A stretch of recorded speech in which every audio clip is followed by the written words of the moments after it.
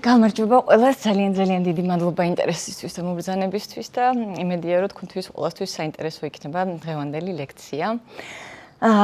ძირითადად ჩემი დღევანდელი საუბარი იქნება დაფუძნებული ჯონ გოტმანის, სიუ ჯონსონის თეორიაზე, ასევე გეშტალტ პერსპექტივაზე წყვილების ურთიერთობის შესახებ. სანამ უშუალოდ ლექციაზე გადავალთ, მინდა რომ წარმოვიდგინოთ ესეთი ჩვეულებრივი საღამო, რომელიც ყველასთვის ალბათ ძალიან ნაცნობი არის, ალბათ შეიძლება თქვენი ცხოვრებიდან, შეიძლება რაღაცა სხვისი ცხოვრებიდან, შეიძლება ფილმებში გინახავთ. ესეთი საღამო არის, როდესაც ერთ-ერთი წყვილის წევრი, ესე ვთქვათ, ჭურჭელს რეცხავს, მეორე მესიჯებზე პასუხობს, გართული არის სხვა რაღაცით. ორივე თითქოს ერთ სივრცეში არიან, რაღაცას აკეთებენ, მაგრამ ატმოსფეროში მათ შორის რაღაცა თითქოს თხელდება. ერთი სვამს კითხვას, იყიდე თუ არა პური, მოაწერე თუ არა ხელი რაღაცა საბუთს, ბავშვს როდის წაიყვან გაკვეთილზე, რაღაცა მსგავსი. მათ შორის კომუნიკაცია დგება. თითქოს ყველაფერი ერთ შეხედვით კარგად არის, მაგრამ არის გარკვეული სიცარიელე. თითქოს რაღაცა სტრუქტურა დააკლდა ურთიერთობას.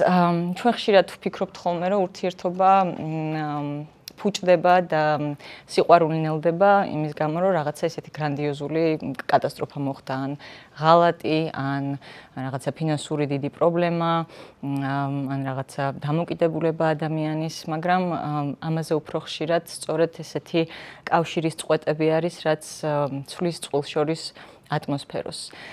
რაც ძალიან საინტერესო არის გოტმანმა ძალიან ისეთი ხანგრძლივი კვლევები ჩაატარა წყვილებზე დაკვირვებით იმისათვის, რომ გაეგო რა მუშაობს წყვილს შორის, როგორ ინარჩუნებენ ისინი ურთიერთობას, როგორ ახერხებენ, რომ წლების განმავლობაში ერთმანეთთან კარგად არიან და მან შექმნა ერთგვარი ლაბორატორია ვაშინგტონის უნივერსიტეტში, სადაც ესეთი ძალიან სახლური გარემო შეუქმნა წყვილს და მათ ესე ჩვეულებრივი ყოველდღიური ინტერაქციას აკვირდებოდა ამ გარემოში და აღწერა მათი სახის გამომეტყველებები, მათი სიტყვები, რომლითაც ერთმანეთს ელაპარაკებიან, მოძრაობები. ხშირად არის ხოლმე, რომ წყვილი ერთ სივრცეში მოძრაობს, თითქოს ძალიან ისე კარგად ერთმანეთს გვერდს უვლის, მაგრამ შეხვედრა არსად არ ხდება. ალბათ უნდა დავიწყოთ პირველ რიგში იმიდან, განსაზღვროთ საერთოდ რა არის ურთიერთობა, რა არის სიყვარული. ჩვენ მიჩვეულები ვართ, რომ სიყვარულს აღვქვამს რაღაც ისეთი დიდ და გრანდიოზულ გრძნობად, რომელიც წაგვლეკავს, ძალიან გვაბედნიერებს. დღევანდელ ლექციაში ცოტა ნაკლები სენტიმენტები იქნება და უფრო მეტი მტკიცებულებებზე დაფუძნებული ცოტა მშრალი ინფორმაციაც შეიძლება, მაგრამ სამაგიეროდ იქნება პრაქტიკული ინფორმაცია, რომელიც ალბათ რაღაცებში დაგეხმარებათ თქვენს ურთიერთობებშიც. ურთიერთობა, როდესაც ურთიერთობაზე ვლაპარაკობთ, ხშირად გვესმის ხოლმე ძალიან მარტივი სიტყვებით, რომ ისინი ერთად არიან, ან რაღაცა დიდი ხანია ერთად არიან, სერიოზულ ურთიერთობაში არიან, არასერიოზულ ურთიერთობაში არიან. ესეთი სიტყვები ძალიან ამარტივებს ურთიერთობას, იმიტომ რომ ურთიერთობაში არის ძალიან ბევრი შრე და იქ ემოციის გარდა კიდე მოიაზრება ბევრი სხვა ასპექტები. აქ არის მიჯაჭვულობის ნაწილი, აქ არის კომუნიკაციის ნაწილი, აქ არის უსაფრთხოების ნაწილი, რომელსაც ასევე ძალიან დიდი ადგილი უკავია და ამაზეც ვისაუბრებთ ცოტა მოგვიანებით. თუმცა ხო, ჩვენ ყოველდღიურ ენაში საკმაოდ ვამარტივებთ ამ გაგებას. რაც საკმაოდ სამწუხაროა, იმიტომ რომ მთელი ურთიერთობის არსი იკარგება. გეშტალტი განიხილავს ურთიერთობას როგორც ორი ადამიანის მუდმივად ურთიერთზემოქმედებად და ცვალებად ველს. ეს არ არის რაღაცა სტატიკური მდგომარეობა, რომელშიც ორი სტატიკური ადამიანი არის, არამედ ისინი ვითარდებიან, მათ განვითარებასთან ერთად ვითარდება მათი ურთიერთობაც, იცვლება და ასე შემდეგ. ურთიერთობას აქვს, რა თქმა უნდა, თავისი განვითარების ეტაპები, თავიდან ყველაზე ისეთი ხელშესახები ალბათ რაც არის, ეს არის ესეთი სასიამოვნო განცდა ადამიანის მიზიდულობიდან რაც იწყება, თავიდან ჯერ ვამჩნევთ ადამიანს, მერე ვიწყებთ მასზე ფიქრს, მასზე ფანტაზირებას, ყურადღება ძალიან ვიწროვდება მისკენ და ის ხდება ჩვენი, ესე ვთქვათ, ყოველდღიურობის ძალიან დიდი ნაწილი. დაძინების წინ მასზე ვფიქრობთ, მუსიკის მოსმენა უფრო სასიამოვნო ხდება, წვიმაში სიარული უფრო სასიამოვნო ხდება, ეს რომანტიული განცდები მთლიანად მოგვიცავს. და ეს არის ესე ვთქვათ იდეალიზაციის ეტაპი, როდესაც ადამიანზე ძალიან კარგი წარმოდგენა გვაქვს, მის ყველა რაღაცა დადებით თვისებას კარგად ვამჩნევთ, კარგად ვაკვირდებით, აღვიქვამთ და რაც უფრო დადებითად აღვიქვამთ, მით უფრო ძლიერდება ჩვენი გრძნობაც. აქ რა თქმა უნდა, ჩვენი ჰორმონალური ცვლილებების თავის როლს თამაშობს და ეიფორიულ ნაწილში ძალიან ბევრი რაღაცა მხედველობიდან გვეპარება. ჩვენ მიჩვეულები ვართ, რომ ამ იდეალიზაციის ფაზაში როგორც აღვიქვამთ ადამიანს თავდაპირველად, ხო? თითქოს მუდმივად ის ესეთი უნდა დარჩეს და მისთვისაც ჩვენ ისეთივე ვრჩებით, მაგრამ სინამდვილეში ამ იდეალიზაციის ფაზის გასვლის შემდეგ უკვე შემოდის ძალიან ბევრი სხვადასხვა ნაწილები, იქ უკვე მოდის ქცევა, ადამიანის თვისებები, თუ მანამდე ის იყო ფანტასტიკური, ლამაზი, ყველაზე საყვარელი, ყველაზე მოსიყვარულე, მერე უკვე ხდება ის, რომ აი რაღაცას არ აკეთებ, ყურადღებას არ მაგცევ, რაღაცები გავიწყდება და ესეც ჩვენი ცხოვრების და ურთიერთობების ძალიან ბუნებრივი ნაწილი არის. თუმცა ძირითადად ჩვენ სწორებას ვამყარებთ ხოლმე იმ დასაწყის პერიოდზე, როდესაც ყველაფერი ესეთი გრანდიოზული იყო და ნელა-ნელა მერე როდესაც იცვლება, მერე მოდის იმედგაცრუება და ხშირად წყვილს გონია ხოლმე, რომ მათ შორის სიყვარული შემცირდა, აღარ არის ისეთი ინტენსიური, ისეთი სასიამოვნო, თუმცა ეს არის ის ეტაპი, სადაც უკვე სხვა ელემენტები შემოდის, იქ შემოდის უკვე მეტი ნდობა, მეტი უსაფრთხოება, მიჯაჭვულობას ნელ-ნელა ყალიბდება, იდეალიზაციის ფაზის მერე დგება დიფერენციაციის ფაზა, როდესაც უკვე ამ იდეალიზაციის ფაზაში ვერწყმით თითქოს ერთმანეთს და რაღაც ერთიანი ვხდებით და უკვე ნელ-ნელა მერე ისევ აღვიქვამთ, რომ ჩვენ ცალკეული ადამიანები ვართ და უკვე გამცალკილდებით ისევ ერთმანეთისგან და ხო, აი აქ არის ხოლმე უკვე ესეთი გადამწყვეტი მომენტი ამ დიფერენციაციის შემდეგ ისევ მოვბრუნდებით ერთმანეთისკენ თუ საბოლოოდ იმედი გაგვიცრუდება და საერთოდ დავიშლებით. ჩვენ არ ვართ უბრალოდ როგორ თქვა, ორი ფსიქოლოგიური სისტემა, რომელიც ერთმანეთს ხვდება. აქ არის ჩვენი ბიოლოგიაც ჩართული, ჩვენი ნერვული სისტემა ჩართული და აქ უკვე ვეხებით მიჯაჭვულობის ნაწილს, როგორც მოგეხსენებათ, ამაზე ძალიან ბევრს საუბრობენ და შეიძლება უკვე თქვენს გქონდეთ გარკვეული ინფორმაცია ამის შესახებ. მიჯაჭვულობა არის ის, რაც ყალიბდება ძალიან ღრმა ბავშვობიდან, ჩვილობის პერიოდიდან და ოღონდ იქ არ მთავრდება ეს, მერე დაგგვდევს მთელი ცხოვრება.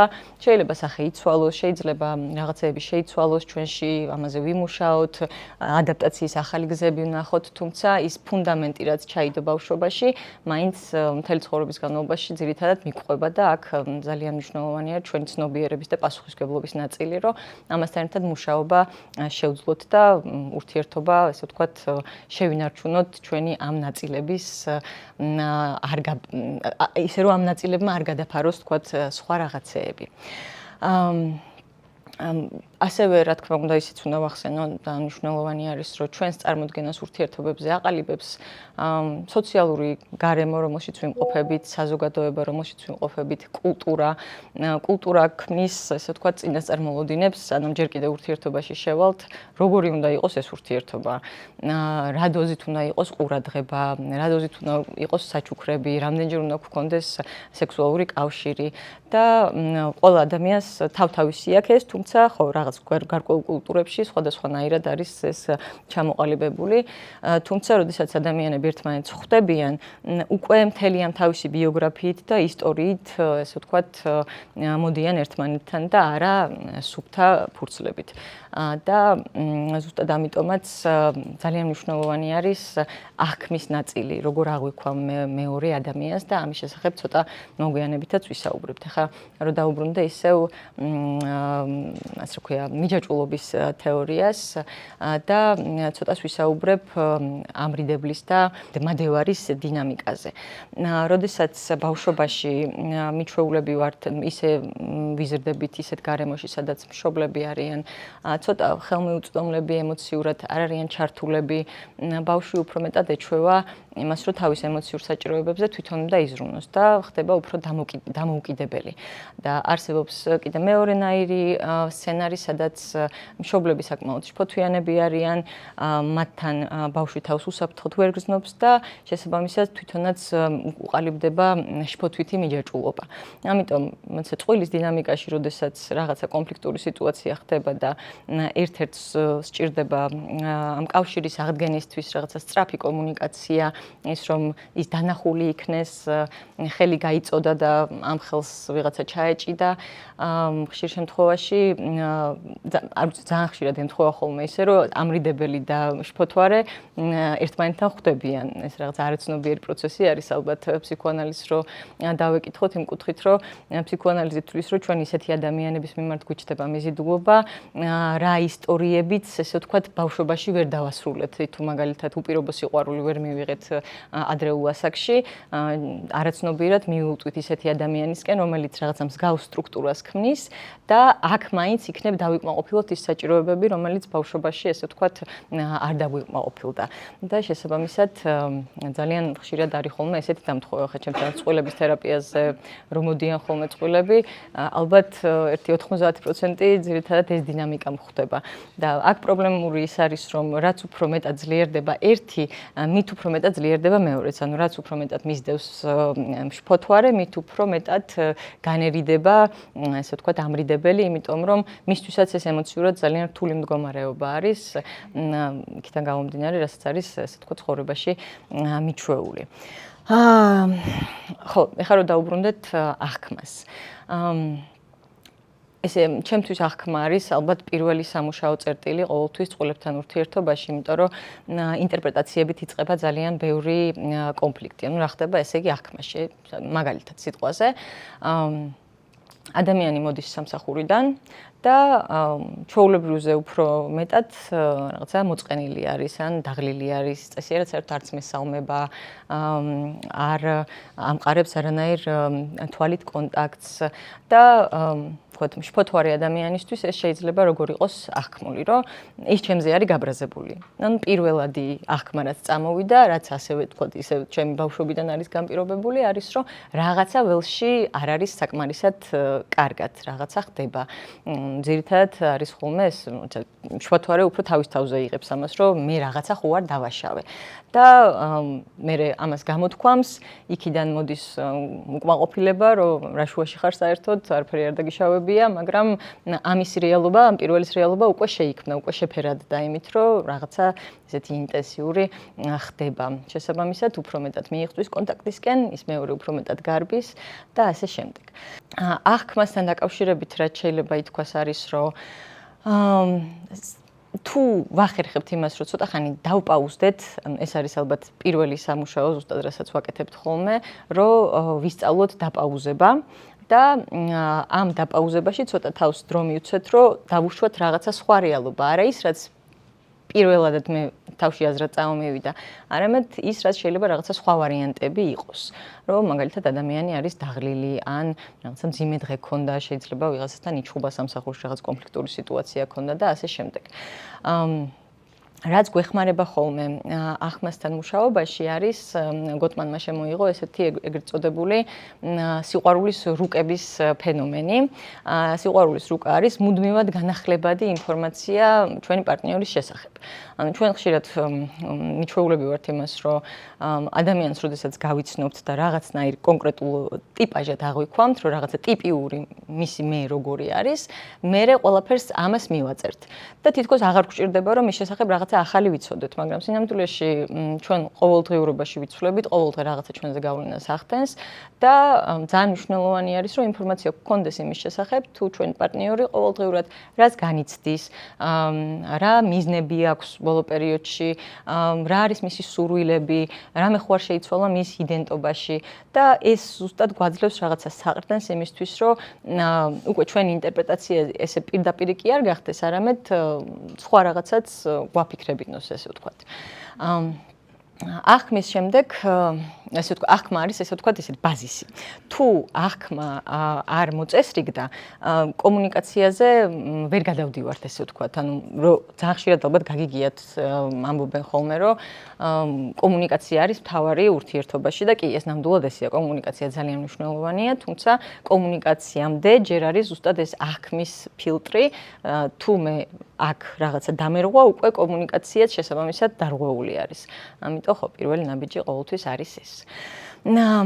ეხლა რა ხდება ველში, რომელშიც ჩვენ ერთმანეთთან ურთიერთქმედებთ.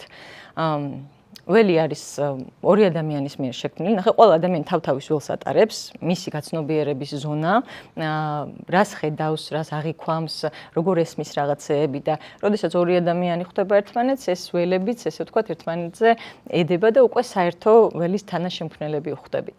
ჩვენ ძალიან ხშირად ესე თითქოს დამახსოვრებული გვაქვს ესე ინფორმაცია აღქმული, რომ ურთიერთობა შედგება რაღაცა ისეთი დიდი ჟესტებისგან, რაღაცა გრანდიოზული საჩუქრებისგან, რაღაცა დიდი მოვლენებისგან. რა თქმა უნდა, წლის თავების აღნიშვნაც მნიშვნელოვანი არის, ის მოგზაურობის დაგეგმებიც მნიშვნელოვანი არის, თუმცა ეს არ ქმნის მთლიან სურათს, რაც ბევრად უფრო მეტ ზემოქმედებას ახდენს ჩვენზე ისევ და ისევ გოტმანს რომ დაუჯეროთ, არის ის პატარ-პატარა ყოველდღიური ინტერაქციები, რომელიც ჩვენს ყოფით ცხოვრებაში ხდება. და თუ ისინი არ არის ხოლმე, ეს ძალიან აცარიელებს ჩვენს ურთიერთობას. რა შეიძლება აქ ვიგულისხმოთ, ინგლისურად ეძახდა ამას bits, კავშირის მცდელობები. კავშირის მცდელობები შეიძლება იყოს ვერბალური, შეიძლება იყოს სხეულებრივი, შეიძლება იყოს რაღაც არ ვიცი, თუნდაც rilsis გაგზავნა მეორე ადამიანისთვის და ნებისმიერი მცდელობა, რომ მე კონტაქტზე გამოვიდე შენთან. აი მაგალითად, მოვედი სახლში და შენ ზიხარ კომპიუტერში რაღაცას აკეთებ და მე მოვედი შენთან და გეუბნები, აუ დღეს იცი რა მოხდა? და ამ დროს მეორე ადამიანი აბსოლუტურად ისე რომ არ მოიხედავს, ასე უბრალოდ ერთ რაღაცა სიტყვის და აგრძელებს თავის საქმეს. პირველი რჩება, ესე ვთქვათ, იგნორირებული, იმედგაცრუებული და მეორეჯერ შეიძლება უკვე აღარ მოუნდეს რაღაცა გული დაწყდეს და აღარ მოუნდეს რომ რაღაცა კავშირის მცდელობა ისევ განახორციელოს. და ეხლა წარმოვიდგინოთ იგივე სიტუაცია, ოღონდ ცოტა მეორენაირად, რომ ეკითხები რომ აუ იცი რა მოხდა დღეს, ეუბნები ადამიანს და იმან უცებ გამოიხედა, რაღაც ორი წამით თვალით კონტაქტი დაამყარა შენთან, შეიძლება მე ისევ დაუბრუნდა, მაგრამ ყოველ შემთხვევაში გაღიარა, რომ შენ ჩემთან ერთად ხარ ამ ერთ სივრცეში და მე შენ გხედავ, მე შენთვის დრო მაქვს და შემიძლია რომ მოგისმინო, მე შემიძლია რომ მოვყვე, რამდენიმე წამი გავცვალეთ და სულ ეს არის. ისეთი განსაკუთრებული თითქოს არაფერი არ მომხდარა. ან ის რომ თქვათ მოგწერე მესიჯად დღის განმავლობაში, რომ დღეს ძალიან ცუდი დღე მქონდა. მძიმე დღე მაქვს, ნერვიულობ რაღაცაზე და რამდენიმე საათი პასუხს არავინ არ გცემს, ხო, აქაც რა თქმა უნდა თავს ცოტა იგნორირებულად გრძნობ, დამწუხრებულად და მეორე ვარიანტი არის, რომ რაღაცა მოიწერეს მესიჯი, რომ ყველაფერი კარგად იქნება, მე შენი მჯერა. აქაც თითქოს ეს კავშირი შედგა და ძალიან შეიძლება თითქოს მარტივი არის ძალიან, არაფერი ისეთი განსაკუთრებული, მაგრამ ადამიანმა თავი დანახულად იგრძნო ისევ და ისევ და გრძნობს, რომ მას ყავს საყრდენი, მას ყავს ადამიანი, რომელსაც შეიძლება შეიძლება მუდმივი კონტაქტი არ ქონდეს, მაგრამ საჭიროების მომენტში შეუძლია, რომ მას მიმართოს. როდესაც კონტაქტი ირღვევა, როდესაც ეს ყოველდღიური პატარ-პატარა ერთმანეთთან ხელის გაწვდენები აღარ მუშაობს ისე როგორც ადრე, ჯერ უბრალოდ იმით იწყება, რომ ერთ-ერთი წყვილი ვთქვათ, რომელიც უფრო ნაკლებად არის შემჩნეული, უფრო მეტად თავის თავში იკეტება, უფრო ნაკლებს ითხოვს, თავის თავს აორგანიზებს იმის გარშემო, რაც არის მისთვის ხელმისაწვდომი. ეს შეიძლება გარკვეულწილად აღიქმებოდეს როგორც მოწიფულობა, როგორც განვითარება, როგორც რაღაცა მშვიდი გახდა უფრო ადამიანი, მაგრამ ამის უკან არის ხოლმე ძალიან დიდი სევდა, ძალიან დიდი მარტოობა. თითქოს უკვე მე აღარ ვცდილობ, რომ ჩემთვის საჭირო იყო, ან დავნებდი დანებებაზე გადავედი და შევეგუა იმას, რომ რაღაცნაირად პარალელურ ცხოვრებებს ვატარებთ ერთმანეთთან. შეიძლება ძალიან კარგად ორგანიზდებოდეთ, რაღაცა მენეჯმენტს კარგად ვაკეთებდეთ, გარედან ყველაფერი კარგად ჩანდეს, ვიღაცას რო ვკითხოთ, ფანტასტიკური წყვილი ვართ, მაგრამ ხო, შიგნით უკვე ეს სიმსუბუქე არის და სიმსუბუქე ოღონდ კარგი გაგებით არა, ანუ უფრო ესეთი ღრმა ემოციები თითქოს უკვე აღარ ჩდება ამ ველში და ხო, ნელ-ნელა ურთიერთობა ზიანდება. ეს თავისთავად მიგვიყვანს ხოლმე კონფლიქტურ სიტუაციების უფრო მწვავედ გადატანამდე. ანუ კონფლიქტი იმ თავითვე ისევ ჯონ გოტმანს რომ დავეკითხოთ, არ არის რაღაც ძალიან ცუდი. ურთიერთობა იმით არ ზიანდება, რომ კონფლიქტები ხდება მუდმივად ურთიერთობაში, არამედ იმით თუ ამ კონფლიქტებს არ აქვს შემდეგ გადაჭრა. თუ მე ისე ავღელდი ჩემმა ნერვულმა სისტემამ იმდენად ამაფორიაქა, რომ უკვე ვეღარ ურჩები შენთან ერთად იმ კონტაქტში, რომ ბოლომდე, ესე ვთქვათ, მივიყვანოთ საქმე, გავიაროთ რა და როგორ მოხდა, ვისი რა პასუხისმგებლობა იყო და საბოლოო ჯამში რაღაც დათმობამდე ან კონსენსუსამდე მივიდეთ, რომელიც ორივესთვის იქნება მისაღები. ესე იგი, რა ხდება? ისევ რომ დაუბრუნდეთ ჩვენს ჰიპოთეტურ წყვილს. მოვედი ისევ სახლში, ვიკითხე რაღაცა, იქიდან პასუხი არ გამცეს და ამოვიოხრე. აი სულ ეგრე აკეთებ. აქ შემოდის ეს სიტყვა ყოველთვის. ყოველთვის არის განზოგადება და ძალიან არ გვიყვარს, როდესაც ამას გვეუბნებიან ხოლმე, იმიტომ რომ თითქოს დაგვიყვანენ რაღაცა ესეთი კონკრეტულ კონცეფციებამდე, რომელიც არ მოგწონს რომ ვიყოთ, იმიტომ რომ ჩვენ თავს ძალიან ფართოდ აღვიქვამთ. აქ კონფლიქტს ასევე ძალიან ამძაფრებს ნეგატიური მიკერძოება. რა არის ნეგატიური მიკერძოება? ეს არის, როდესაც ჩვენ უფრო მეტად ვიმახსოვრებთ ნეგატიურ მოვლენებს ჩვენს ცხოვრებაში, ვიდრე პოზიტიურს. ეს ფსიქიკის ერთ-ერთი დამცავი ფუნქცია არის, ამას თავის დროზე ჰქონდა ევოლუციური ფუნქცია, რადგან ჩვენ უნდა შეგვემჩნია საფრთხე იმ პირობებში, რომელშიც ვცხოვრობდით, იმისათვის, რომ უფრო მარტივად გადაგვერჩინა თავი. მაგრამ დღევანდელ ცხოვრებაში ეს ესეთი აქტუალური არ არის, თუმცა ინსტინქტის დონეზე მაინც გარკვეულწილად ეს ხდება. როდესაც ჩვენ ვაგროვებთ ამ ნეგატიურ ინფორმაციას, მერე კიდევ უფრო განგვიმტკიცდება, ეს ვთქვათ, ერთხელ რაღაცა მოხდა, ეს შევამჩნიე, დავაფიქსირე, მერე მეორეჯერ მოხდა, ისევ დავაფიქსირე და ამ ნეგატიური მიკერძოებების მარაგში ვდება ამ ყველაფერს და უკვე ახალი მოვლენა, რომელიც აბსოლუტურად უნიკალური არის, აღარ არის, ესე ვთქვათ, ეს განცალკევებული მოვლენა, არამედ იმ ყველაფრის, იმ დიდის ნაწილი. ნეგატიურ მიკერძოებასთან ერთად ხშირად ასევე გვხვდება დამტკიცების მიკერძოება, რაც არის, რომ მე უკვე შერჩევითად იმას ვიმახსოვრებ, რაც ჩემს სიმართლეს ადასტურებს, ანუ მე თუ რაღაცის მეშინია, უკვე მხოლოდ ამის დამადასტურებელ ნიშნებს ვამჩნევ და ეს ხდება, ასე ვთქვათ, ურთიერთობაშიც, რომ ისე რომ დაუბრუნდეთ იმ ჩვენ წყვილს, მოკლედ მე მოვედი, რაღაცა გითხარი, შენ ყურადღება არ მომაქციე და მე უკვე ამან ამაფორიაქა, იმიტომ რომ ძველი გამოცდილებებიც მაქვს ძალიან ბევრი დაგროვილი ამ, ესე ვთქვათ, უყურადღებობის ან უგულებელყოფის და შესაბამისად უკვე ავენთე, ჩემი ნერვული სისტემა შეირყა, მე უკვე აღარ ვხედავ მეორე ადამიანს ისეთად, როგორიც არის ის, არამედ ჩემს ფილტრში, როგორც აღიქმება ჩემი ძველი გამოცდილებებიდან გამომდინარე და უკვე მჭირდება, რომ ჩემი უსაფრთხოება მან როგორღაც უზრუნველყოს. მინდა რომ დამელაპარაკოს, მინდა რომ გავარკვიოთ ყველაფერი, მაგრამ რაც უფრო მეტად ვაწვევი, ის ისევ და ისევ ამრიდებლის დინამიკით უფრო შორს მიდის და შესაბამისად ჩემი ნერვული სისტემა კიდევ უფრო მეტად ქვევით ჩამოდის, ამას გოტმანი ეძახდა დატბორვა, ხო? მადლობა დიდი დატბორვას, როდესაც უკვე ჩემი რაციონალური ნაწილი თითქმის მთლიანად გათიშული არის და მთლიანად ჩემი ნერვული სისტემა არის პასუხისმგებელი იმაზე, თუ რას ვლაპარაკობ, როგორ ვლაპარაკობ და ასე შემდეგ. აქ მერე სამწუხარო მომენტი ის არის, რომ შემოდის უკვე ზიზღის ნაწილი, აქ შემოდის დამცირების ნაწილი, თუ ეს ხშირად ხდება, თუ ეს განმეორებადად ხდება, ისე რომ კონფლიქტი საბოლოოდ მოგვარებამდე არ მიდის, საბოლოოდ მერე უკვე ეს დინამიკა იქნება, სადაც არის მსგავსი ინტერაქციები. ჯონ გოტმანს შემოაქვს 4 აპოკალიფსის 4 მხედარის მცნება ურთიერთობისთვის, რომელიც კონფლიქტში ჩნდება. ეს არის თავდაცვა, ეს არის ზიზღი, ეს არის კრიტიკულობა და ეს არის ეგრეთ წოდებული stonewalling, რასაც ეძახიან, რაღაცა ქვის კედელი, რომელიც თუ ჩდება ურთიერთობაში, ეს არის მისთვის ერთ-ერთი პრედიქტორი, რომ ურთიერთობა დასრულდება. ეს არ ნიშნავს, რომ მოუგვარებელი პრობლემები არის, თუმცა ძალიან ღრმა სამუშაო არის აქ ჩასატარებელი იმისთვის, რომ ეს ყველაფერი ალაგდეს. კონფლიქტები არის ხოლმე როგორც წესი, ესე ორ ნაწილად შეგვიძლია რომ აღვიქვათ.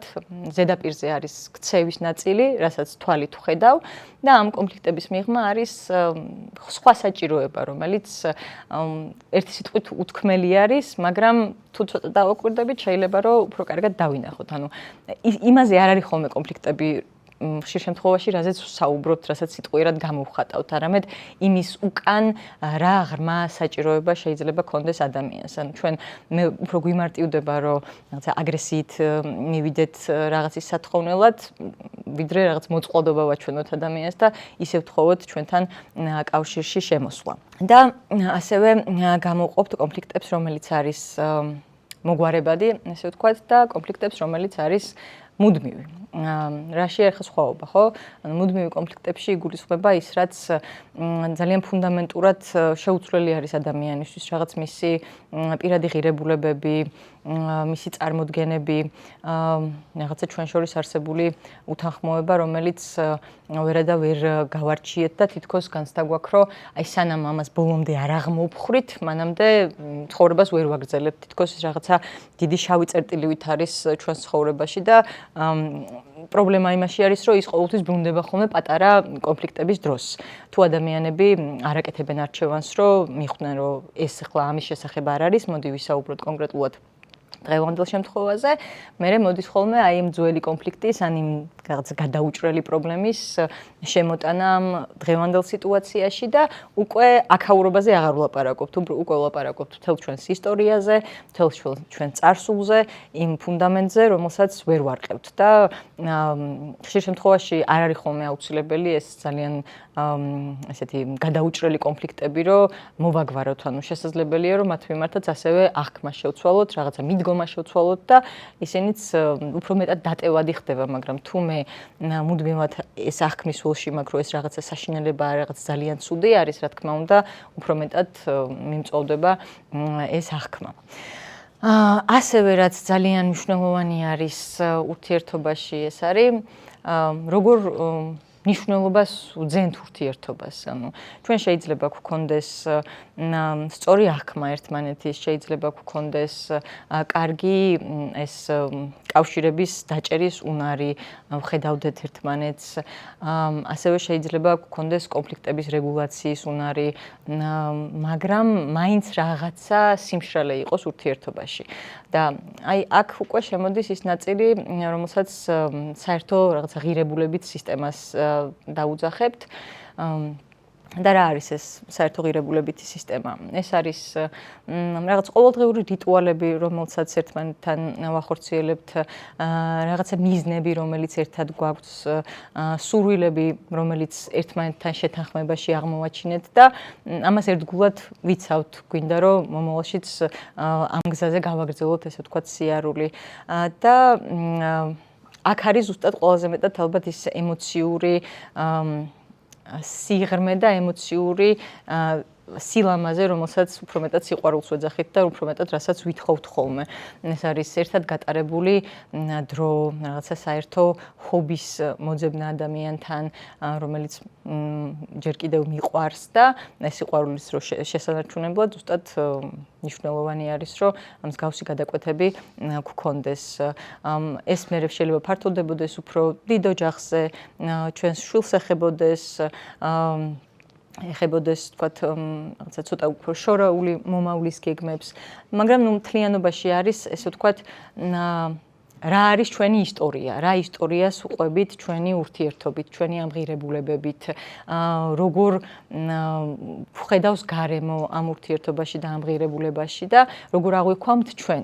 იმიტომ რომ, როდესაც არსებობს ეს ღირებულება, ამ დროს უფრო მარტივი არის, რომ იმ კონფლიქტიდან უფრო კარგად გამოვიდეთ. ჩვენ თუ გვაქვს რაღაცა ის, რასაც ვიცავთ, რასაც ვუფრთხილდებით, რაც ჩვენთვის მნიშვნელოვანია, ეს ასევე შეიძლება იყოს ერთად გატარებული დიდი დრო, ერთად გატარებული წლები. არის ხოლმე ხშირად მომისმენია, როცა ვეკითხები წყვილებს თერაპიაში, რომ თუ ამდენი პრობლემა გაქვთ სიტყვაზე, ხო? რა არის თქვენი საყრდენი, რა არის ის, რაც ჯერ კიდევ ინარჩუნებს თქვენს ურთიერთობას. იქ მოდის ხოლმე შინაარსი, რომ ძალიან ბევრი მოგონება აქვთ ერთად დაგროვილი, ძალიან ბევრი მნიშვნელოვანი მომენტი გადაულახავთ ცხოვრების ერთად, რაც საკმაოდ რთული იყო. ახსოვთ ერთმანეთის გვერდში დგომა, ერთმანეთის მხარდაჭერა და ალბათ სწორედ ეს არის ის, რასაც უნდათ რომ გაუფრთხილდნენ, მიუხედავად იმისა, რომ შეიძლება რაღაც მომენტში ერთმანეთის დანახვა საერთოდ არ უნდოდეთ. კონფლიქტზე დამომიწყდა ერთი რაღაცის თქმა და ამასაც მიუბრუნდები. კონფლიქტში ესე გვასწავლის გოტმანი, რომ იმისთვის, რომ კონფლიქტი იყოს უფრო რეგულირებული, ან საერთოდ კონფლიქტამდე არ მივიდეთ, ძალიან მნიშვნელოვანი არის, როგორ ვიწყებთ საერთოდ საუბარს და აქ ისევ მივდივარ იმ მოწყვლადობის ნაწილთან. თუ მე კონტაქტზე გავდივარ რაღაც აგრესიით, კონტაქტზე გავდივარ უკმაყოფილებით, მეორე ადამიანისთვის ეს ავტომატურად აღიქმება როგორც თავდასხმა და შესაბამისად უკვე ისიც მიდის თავდაცვაში. ამიტომ, როდესაც ჩვენ აი ეს აღქმა უკვე დამუშავებული გვაქვს, ანუ ვაქცევთ ყურადღებას რა არის ჩემს აღქმაში, შემიძლია რომ დავპაუზდე და ცოტა დრო ავიღო, მაქვს იმის დროც, რომ უფრო მკაფიოდ ჩამოვაყალიბო ჩემი საჭიროება და პირდაპირ ესეთი ბრალდების ენით, ესე ვთქვათ, არ მივიდე ადამიანთან სასაუბროდ, რადგან ხო, იქიდან მე როგორც ვთქვით, უკვე მოდის ძალიან ესე უსიამოვნო თავდასხმა და ნერვული სისტემის ისევ და ისევ ფლადინგი. რაც ასევე ალბათ მნიშვნელოვანი თემა არის ამ ყველაფერში, არის ჩვენი სექსუალურობა ურთიერთობაში. ხშირად განვიხილავთ ხოლმე სექსუალურობას ესეთ ცალკე მდგომ ფენომენად, რომელსაც თითქოს რომელზეც არაფერი ზემოქმედებას არ ახდენს, რომ სექსი უნდა იყოს თქვა კვირაში ამდენჯერ წარმოდგენა, უნდა იყოს ასეთი ხანგრძლივობით და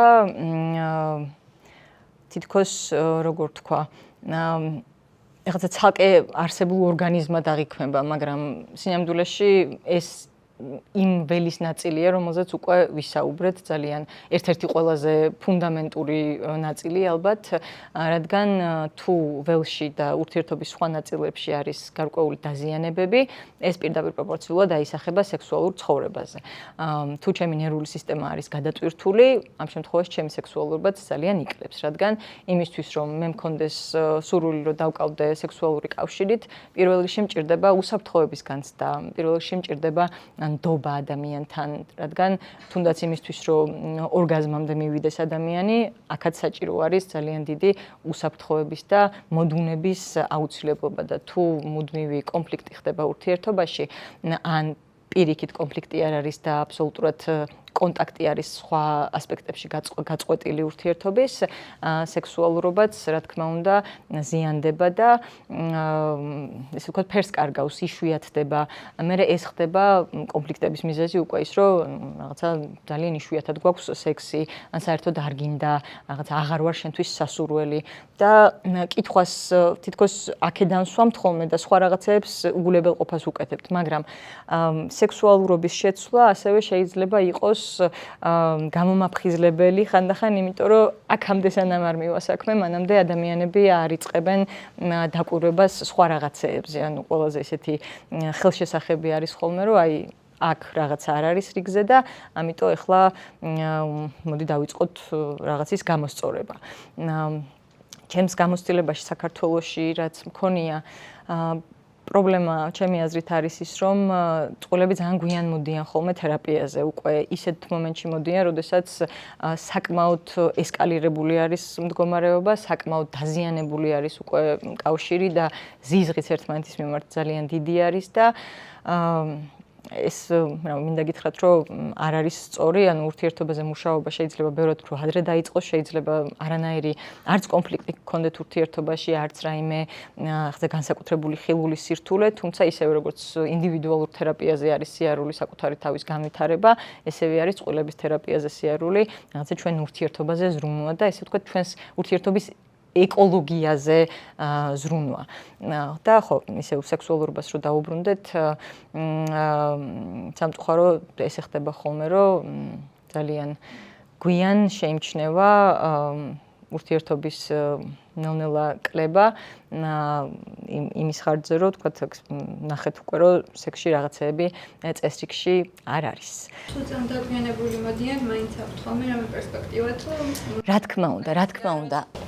აუცილებლად აქვთ პერსპექტივა, მაგრამ რაც ძალიან მნიშვნელოვანი არის და ხშირ შემთხვევაში ამას ვამჩნევ ხოლმე, რომ არ გამოდის, ორივე წყვილის ჩართულობა არის აუცილებელი. ანუ ორივე ადამიანს უნდა სურდეს, სურვილი უნდა ჰქონდეს იმის, რომ მე ჩემ თავზე ვიმუშაო. ანუ როგორც როცა მოდიან ხოლმე წყვილების თერაპიაში, ძირითადად არის თითების გაშვერა ერთმანეთისკენ, რომ ის ამას აკეთებს, ის ამას აკეთებს და ანუ რაც ხდება ხოლმე კონფლიქტურ სიტუაციაში ოჯახში, იგივე ვითარდება ფაქტიურად წყვილების თერაპიაზეც და თერაპევტის ერთ-ერთი ფუნქცია არის ზუსტად ამ ციკლის შეჩერება, ამ ცოტა დაპაუზება, რომ ადამიანებმა დაინახონ ერთმანეთი არა იმ ფილტრით, რომელშიც უკვე მიჩვეულები არიან, რომ ერთმანეთს შეხედონ, არამედ გაიხსენონ თუნდაც ის ძველი დრო, როდესაც ერთმანეთი უყვარდათ და გრძნობდნენ ამ სიყვარულს და მაშინ როგორ ხედავდნენ ერთმანეთს, რომ ეს ადამიანი, ვინც ახლა ჩემ გვერდით ის არ არის მარტო ის დაზიანებული არსება, რომელსაც მე აღვიქვამ, არამედ ის, რომელსაც მე პატივს ვცემდი, რომელიც მიყვარდა, რომელთან ერთადაც დროის გატარებამ სიამოვნებდა. ხო, ერთი ნაწილი რაც მინდოდა კიდევ მეთქვა და დამავიწყდა ახმასთან მიმართებაში და იმ სიყვარულის რუკებთან მიმართებაში, ესე მარტო ცოდნა არ არის საკმარისი იმისთვის, რომ ჩვენ სწორად აღვიქვათ ადამიანი, ასევე მნიშვნელოვანი არის, რომ ჩვენ თვითონაც ვეცადოთ, რომ მასში რაღაცა პოზიტიურები დავინახოთ. ანუ ეს აღტაცების ფენომენი ძალიან საჭირო არის ყოველდღიურ ურთიერთობაში. და აქ არ იგულისხმება პირფერობა, არ იგულისხმება რაღაც ტყუილი, რომ მე გავაზვიადო რამე, არამედ უბრალოდ შევამჩნიო ის პატარ-პატარა დეტალები, რასაც ადამიანი შეიძლება ჩემთვის კარგად აკეთებდეს, რაშიც შეიძლება მადლიერი ვიყო, ის რომ თქვათ იზრუნა ჩემზე იმით, რომ დილით ყავა მომიდუღა, ან საჭმელი გამიკეთა, ან სახლში მომაკითხა და წამიყვანა, თქვათ მნიშვნელოვან შეხვედრაზე.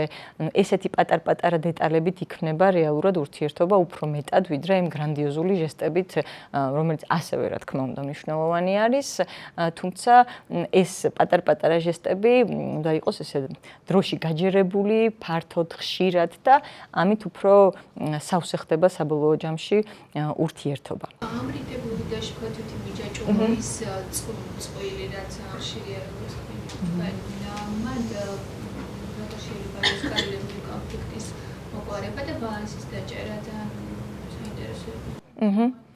კი ბატონო.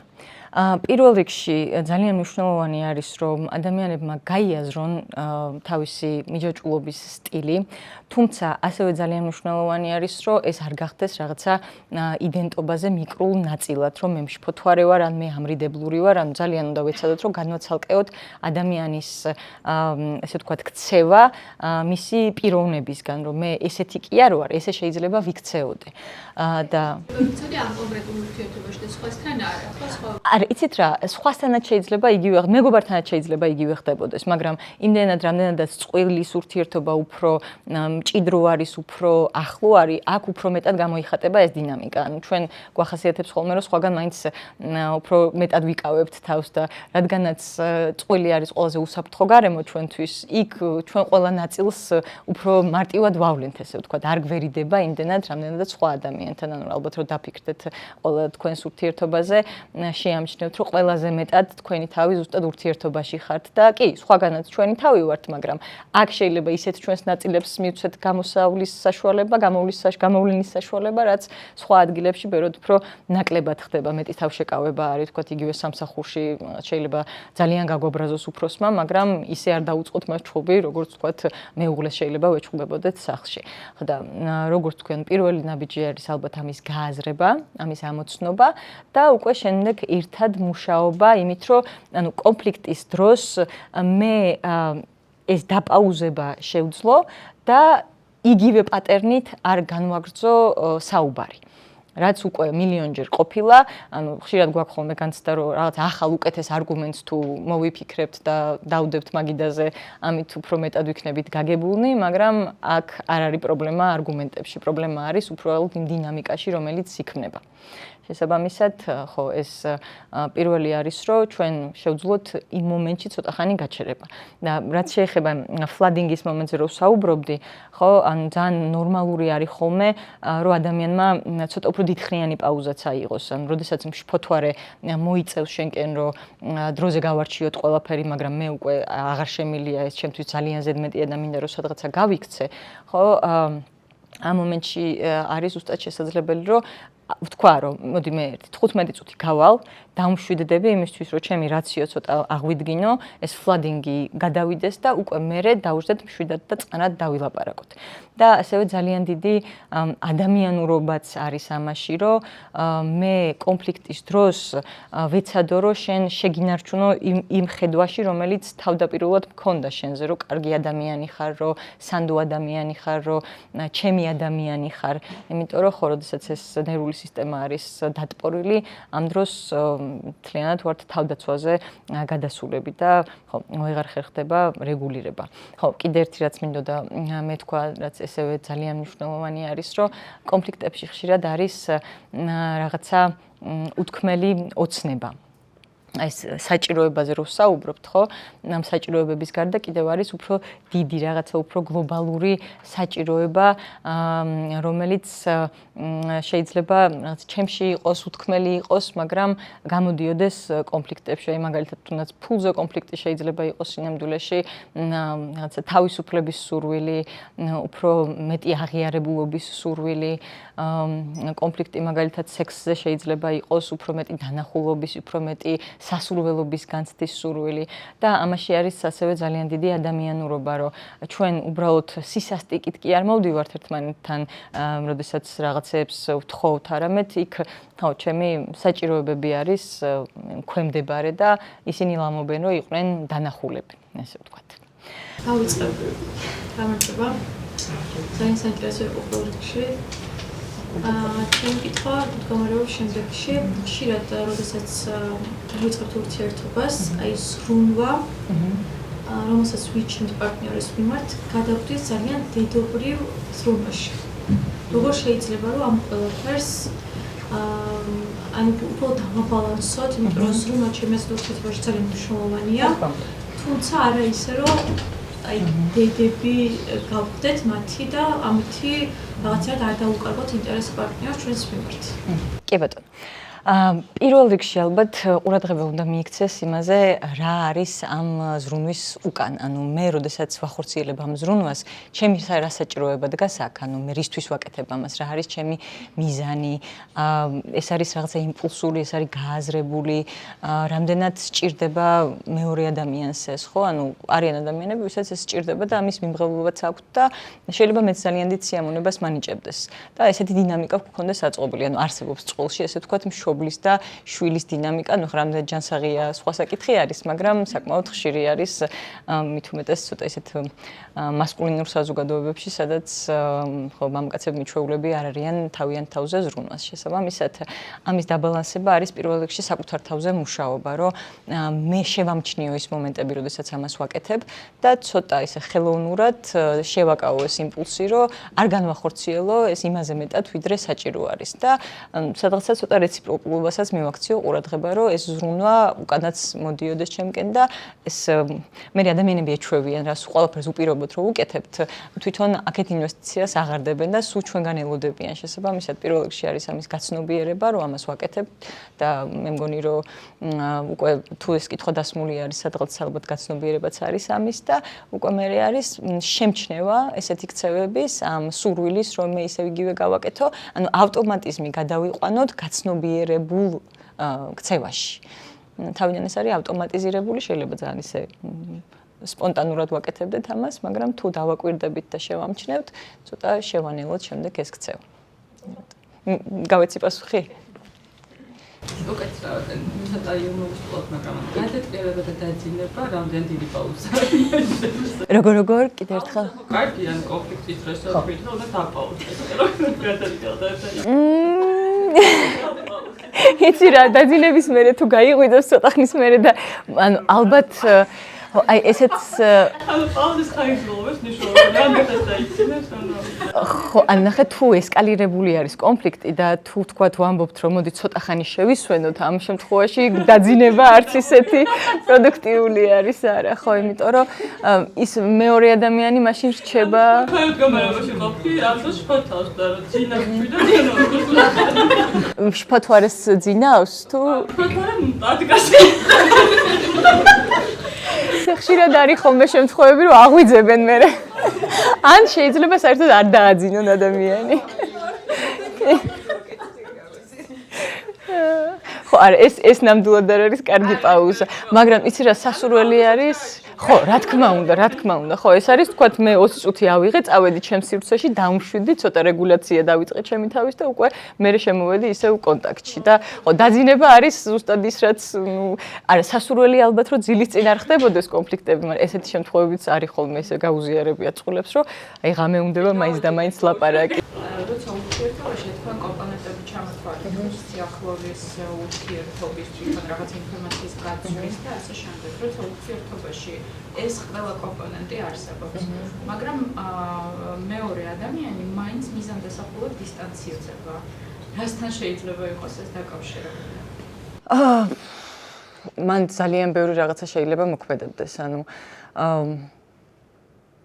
რაღაცა არის უთქმელი შეიძლება ურთიერთობაში, რაღაცა საიდუმლოდ შეიძლება იქ იყოს, ანუ ხშირად არის ხოლმე, რომ ადამიანს უკვე გადაწყვეტილება თავის თავში მიღებული აქვს, უბრალოდ უჭირს იმ კომფორტის და ჩვეული გარემოს დათმობა, რომელშიც არის და ამიტომ აგრძელებს იქ ცხოვრებას, მაგრამ როგორც თქვი, თუ ორივე არ არის მოტივირებული და მონდომებული იმაზე, რომ მეორეს შეხვდეს, თავის თავზე იმუშაოს და პრობლემა მარტო სხვა ადამიანში არ დაინახოს, ხო, ამ შემთხვევაში ალბათ უკვე ვერაფერს ვერ ვიზამთ. იმიტომ რომ ორივე ადამიანის ჩართულობა არის აქ საკვანძო. ემოციური საქანელა ახსენე და ეხლა პოდკასტების ბუმია ნაცისტთან ურთიერთობაზე და თქვენი აზრით საინტერესო იქნება და სიამოვნებით მოვისმენდი და მაინტერესებს პრაქტიკაში თუ ყოფილად თქვენ ხელმოსულები, მწყვილები, როგორ ვითარდება მათი ურთიერთობა და თუ ნახერხებენ ერთად დარჩენას ეგეთი ადამიანები, იმიტომ რომ ყველა რეკომენდაცია არის, რომ ასეთი ურთიერთობიდან სასწრაფოდ უნდა წამოხვიდე და მეორე ადამიანი არის აუცილებლად ცხვერპლი. და ეს საკითხები ცოტა უფრო დეტალურად შეიძლება. კი ბატონო, პირველ რიგში იმას ვიტყვი, რომ ანუ ეს ნარცისიზმის ესეთი იარლიყი ძალიან გახშირდა, უკვე ყველა ნარცისები ვართ. კი ბატონო, ანუ ყველას ერა სადღაცა გეზლაითი თუ არის ეგრევე მიიყრება ადამიანს ნარცისიზმის დიაგნოზი. პირველ რიგში იმას ვიტყვი, რომ ყველაში ჩვენში არსებობს ნარცისული სტრუქტურა. ანუ ამის გარეშე ალბათ ჩვენ საზოგადოებაში ვერც გადავრჩებოდით და უბრალოდ ეს ნაწილი ხანდახან უფრო მეტია, ხანდახან ნაკლები, ხანდახან წინ მოდის, ხანდახან უკან იხევს და აბსოლუტურად ჩვეულებრივი ამბავი არის. ძალიან იშვიათი არის, როდესაც არის ჩამოყალიბებული ნარცისული პიროვნული აშლილობა. ამას იშვიათად ხვდები და ეს იმდენად თვალსაჩინო არის, რომ არაფერში არ აგვერევა და მათთან ურთიერთობა ნამდვილად ძალიან რთული არის და ნარცისული ნაწილებით, ანუ რაღაცა ხაზებით ხშირად მოდიან ხოლმე, კი, ეს ნამდვილად ესე არის, თუმცა მათთან უფრო მარტივი არის მუშაობა, იმიტომ რომ რაღაცას მაინც ახერხებ. ანუ ყველაზე დიდი პრობლემა ნარცისული წყობის ადამიანთან არის ის, რომ თვითრეფლექსია ძალიან უჭირთ. ანუ რაც მისი საჭიროება არის, იმას იკმაყოფილებს, მეორე ადამიანს ნაკლებად ხედავს და უფრო არ სვამს თავის თავთან შეკითხვას, რას რატო ვაკეთებ, როგორ ვაკეთებ, რა მინდოდა საერთოდ და ავტომატურად ჩემი სურვილი უნდა დაკმაყოფილდეს. და ხო, ანუ მერე ხდება შესაბამისად მეორე ადამიანის უგულებელყოფა, მერე ეს გეზლაითინგის ნაწილი შემოდის ურთიერთობაში, მეორე ადამიანი რაღაცა ცოტა არაადეკვატურად წარმოჩინდება, რომ რაში გჭირდება საერთოდ რა გინდა ასე შემდეგ და ის ადამიანი რა თქმა უნდა ითრგუნება და ერთ საინტერესო რაღაც არის მან კიდე, რომ როდესაც ნარცისისგან ცოტა გასვლას ცდილობს ადამიანი, ნარცისი პანიკაში ვარდება და ცდილობს, რომ ის დაიბრუნოს, იმიტომ რომ ნარცისს სჭირდება მუდმივი მარაგი. რომელიც მას ვალიდაციას მისცემს, რადგან თავისი ეგო ძალიან მოწყვლადი არის, შესაბამისად, გარედან მიღებული ვალიდაცია არის მისი ერთადერთი ვალიდაციის წყარო. შესაბამისად, ხო. აი რომ ამბობენ, რომ ურთიერთობაში შედიხარ იმასთან, ვინც შენი სარკეა. აი ნარცისა ვინ შედის ურთიერთობაში? ის ვინ არის? აი ნარცისის სარკე რანაირად ხდება ის ადამიანი? აი ამას ნარცისები ძალიან კარგად ირჩევენ ხოლმე ადამიანს, რომელიც მოსწონთ ძალიან ესეთი გარეგნობით, წარმატებულობით, გრანდიოზულობით, ანუ და ინვესტიციას დებენ თავდაპირველად ძალიან დიდ სამ ადამიანში. შესაბამისად, ამ სარკისთვის შეიძლება ცოტა მომატყუებელი იყოს ვისთან შედის ურთიერთობაში. ეს არის ძალიან მოსიყვარულე, ძალიან აი sweep away-ს რო გაგიკეთებს ესე ვთქვათ, ფეხებიდან აგიყვანს, love bombing-ს რასაც ვეძახით, ხო, ამას აკეთებს ძალიან დიდი დოზით. მარტო ნარცისები არ აკეთებენ ამას, რა თქმა უნდა, მაგრამ ძირითადად ხო, მათგან მოდის ეს და უკვე ამას რო ხედავ და ყურადღების ძალიან დიდ დოზას იღებ, ამაზე შემჯდარი ხდები, ესე ვთქვათ, როგორც ნარკოტიკზე, ეს ძალიან ქსიამონებს, ამით მიგიჯაჭვა ნარცისმა და მერე უკვე, როდესაც შენგან მიიღო საკმარისად ის ყველაფერი, რაც სჭირდება, უკვე აღარ ყოფნის და უკვე მერე გადადის სხვა რაღაცეებზე. მერე იქ უკვე ნეგატიური ემოციითაც უნდა გამოიკვებოს, ანუ მე როგორც ნარცისს მჭირდება განცდა, რომ შენზე ზემოქმედება შემიძლია, რომ რაღაცით შემილია, რომ შეგარყიო. ანუ მარტო პოზიტიური ყურადღება არ არის ყურადღება, ნეგატიური ყურადღებაც ყურადღება არის. ამიტომ ნარცისებთან არის ხოლმე რეკომენდაცია, რომ საერთოდ ესეთი ბრწყელები ვიყოთ, რომ ემოციურად არ გამოუკვებოთ ისინი. მაგრამ ხო, ანუ სარკე ეს არ ნიშნავს, რომ მეორე ადამიანის ნარცისი არის აუცილებლად არა. სხეპლი თუ აირჩია ნარცისმა მეორეც სარკე თუა და ნარცისი რანაირად ჟდება და ან არცებ ბოროტები არიან შეიძლება ითქვას? არა, ძალიან ხშირად ძალიან კეთილებიც არიან ხოლმე. კი ბატონო, ზოგჯერ ზედმეტად კეთილებიც არიან და ესეთი ბოლო პერიოდში ვაფიქსირებ ხოლმე ცოტა ესეთი ჰეროიკულ ნარცისიზმს, რომ აი ძალიან მორალურები, ძალიან ესეთი righteousness აქვთ როგორც ასეთი სტრუქტურაში და ოღონდ არ გპატიობენ არანაირ დანაშაულს, ესე ვთქვათ, პატარა ფეხის აცდენაც კი არის ძალიან დიდი კოლაფსი მათთვის, რომ всё, მე უკვე ანუ ვეღარ გხედავ ისეთ კარგ ადამიანად, როგორც მანამდე გხედავდი და ძალიან რთულია, რომ ესეთ ადამიანს გაუკაჩო, ესე ვთქვათ, ასე რომ არა, ბოროტები ნამდვილად არ არიან, ძირითადად ამ თავის ნაწილებს თვითონაც ვერ ხედავენ ხოლმე და სინამდვილეში ანუ ძალიან მოწყვლადები არიან. მაგრამ ნუ მუშაობა შესაძლებელია ამაზე. ახლა ახსენეთ ინვესტიციის ჩადება ურთიერთობაში. აქ საჩუქრები იგულისხმეთ, მამაკაცი რო ხალხს უკეთებს. არა აუცილებლად, მარტო საჩუქრები არა. ანუ ინვესტიცია არის გატარებული ერთად დრო, ინვესტიცია არის ყურადღება, ინვესტიცია არის, როდესაც რაღაცა ზარი გამოუშვი ჩემთან და დამელაპარაკე ცოტა ხანი, ანუ ემოციურად მე შენზე რას გგრძნობ, რამდენს ვფიქრობ, ანუ შეიძლება ხილული არ იყოს, მაგრამ ანუ ყველაფერი ინვესტიცია არის, თქმის რაც ორ ადამიანს შორის დგება. ცოტა ისეთი ცუდი სიტყვა რაღაცნაირი თითქოს მშრალი, მაგრამ პროცესი არის ინვესტირების, რომ მე რაღაცა შენში ჩავდე და არა, მარტო საჩუქრები არ იგულს, ზრუნვაც იგივე ინვესტიცია არის და ყველაფერი შეიძლება აქ მოვიაზროთ. საჩუქრების გაკეთების გარდა და ყურადღების გარდა, კაცი რო ყველაფერს აკეთებს და ოღონდ კვირდება ჯერ ჩემი გახდი და მე ამ ყველაფერს ვიზა. ანუ ეს სიყვარული არ არის, ხო რა თქმა უნდა. ეგ ცოტა უფრო მოსყიდვას გავს ალბათ. ჯერ ეს არის რაღაცა განპირობებულობა, ხო, რომ მე შენ ამას მოგცემ და შენ ის მომეცი, ანუ რაღაცა ბარტერული ურთიერთობა გამოდის მაინც და მაინც ესეთი ჯანსაღი არა ალბათ. ქალისნაირი არ ხარ და. აი უკვე манипуляция არის. ეს უკვე манипуляция, კი. მიჯაჭვობა ახსენეთ თქვენ თაობის დროს და ამასთან დაკავშირებით მაინტერესებს რომ ჯანსაღი არის ურთიერთობაში მიჯაჭვობა, ანუ კარგია ეს თუ ცუდია?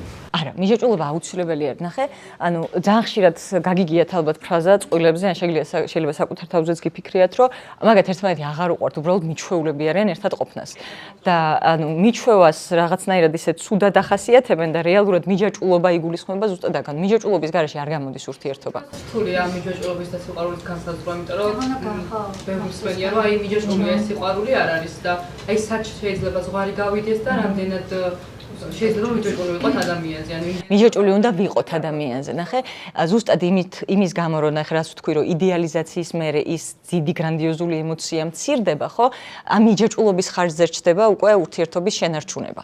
ანუ ისევე როგორც ვთქვათ, მშობელზე ვართ მიჯაჭვული, ის ახლო ადამიანის ჩვენი ერთ-ერთი მარეგულატორი ხდება ჩვენი ნერვული სისტემის. იმიტომ რომ რავი, იმას რომ ვეხუტებით, მშვიდად გრძნობთ თავს, როცა ველაპარაკებით. ანუ ნახე, მეგობარი ხო მუდმივად არ არის ხელმისაწვდომი. კი, შეიძლება ხშირად იყოს ჩვენ ცხოვრებაში, მაგრამ ესე ყოველდღიურად მუდმივად მასთან შეიძლება არ ვსაუბრობდეთ და პარტნიორი რომელთან ერთად ვცხოვრობთ, ხო, ყველაზე მარტივად ხელმისაწვდომი არის, რომ მე რაღაცა უცებ ემოცია წავამივიდა, ეს გავაზიარე და ის დამეხმარა ამის რეგულირებაში. ანუ მიჯაჭვულობა რო არ გქონდეს, მაგ შემთხვევაში საერთოდ ვერ ვიქნებით ურთიერთობაში, იმიტომ რომ როგორც კი ეს იდეალიზაციის და ეიფორიის ფაზა ამოიწურება, გვეტყვით, რომ კარგად აღარ გვინდა მაშინ არაფერი და შესაბამისად მიჯაჭვულობა არის ფუნდამენტი ნებისმიერი ურთიერთობის, რომელიც მიყვება ამას მთელი ცხოვრება.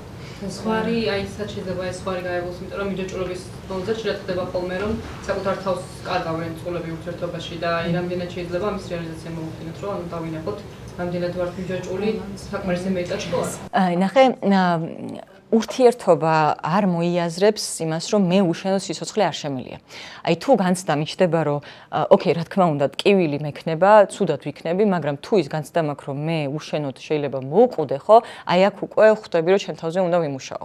იმიტომ რომ ეს არის უკვე ადამიანზე დამოკიდებულება და არა მიჯაჭვულობა. რომ მე შენზე ემოციურად დამოკიდებული ხვდები, შენ გარეშე უკვე ვეღარ წარმომიდგენია ვერაფერი, რომ ჩემი ემოცია შენს ემოციაში მერევა, ანუ უკვე ვეღარ ვარჩევ მე რა მინდა, ჩემი სურვილები სად არის და ჩემი მთელი იდენტობა შენს გარშემო ორგანიზდება.